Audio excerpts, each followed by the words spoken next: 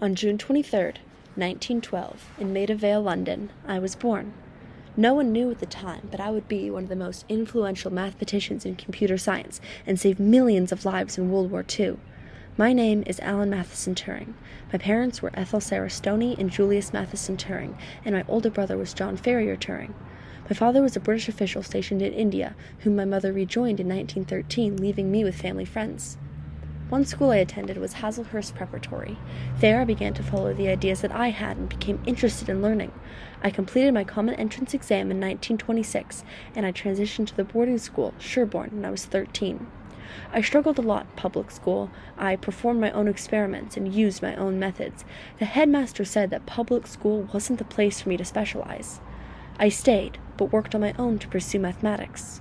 When I was 16, I read Einstein's paper on relativity, and without context, I could understand his work.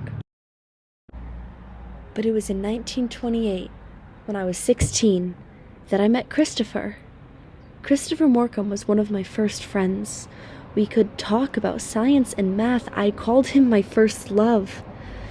But 2 years later, at noon on February 13th, 1930, Christopher died of complications from tuberculosis, which he had for a year prior. He was just 19, and it was incredibly hard for me to deal with it, even though I was aware of his declining health.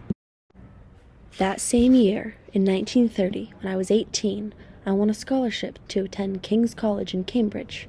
From 1931 to 1934, I attended King's College studying mathematics.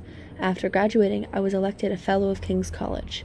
In April of 1936, when I was just 24 years old, I published my most famous paper, On Computable Numbers with an Application to the Yen-Shiatings Problem. I imagined a machine that would read instructions and data from a tape and would then write a response. In 1936, I moved to America to study at Princeton. I studied for 2 years and got my PhD in mathematics, after which I returned to Cambridge and continued to publish. In 1939, I was recruited at Bletchley Park. The codebreakers there were working to crack Enigma, the machine that sent coded German, Italian, and Japanese messages during World War II. I developed machines which could test Enigma settings hundreds of times faster than human codebreakers, and Enigma reset every night at midnight, so we had less than 24 hours to work before starting over. Eventually, my machine was able to break the code of Enigma, and Allied forces could be sent locations and plans of Axis forces. This was a driving factor in ending World War II.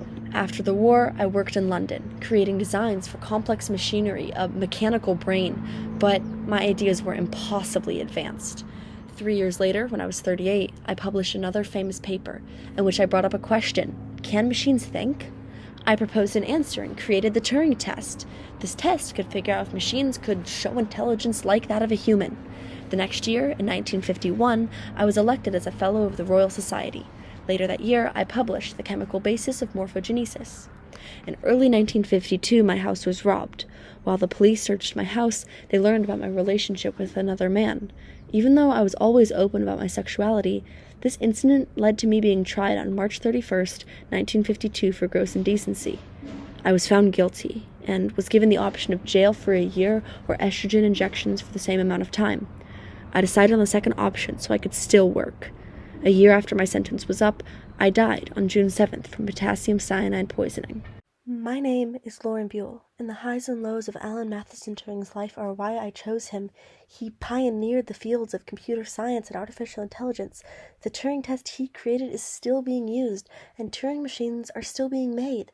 The machine that he designed has since been advanced tenfold into the modern-day computer, and the machines used to decode messages saved anywhere from 14 to 21 million lives by ending the war when it did.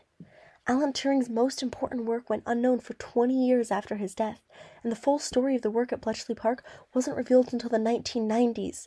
Because of his criminal record in the Official Secrets Act, Alan Turing was close to forgotten.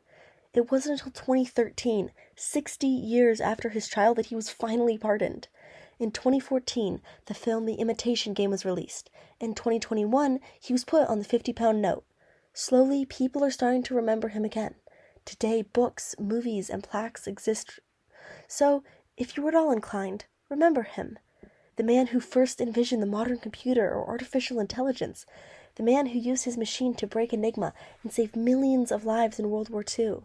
Alan Turing, who was honest about his sexuality, even when it led to his awful treatment, hormone injections, and, quite possibly, his suicide by cyanide poisoning when he was just 41.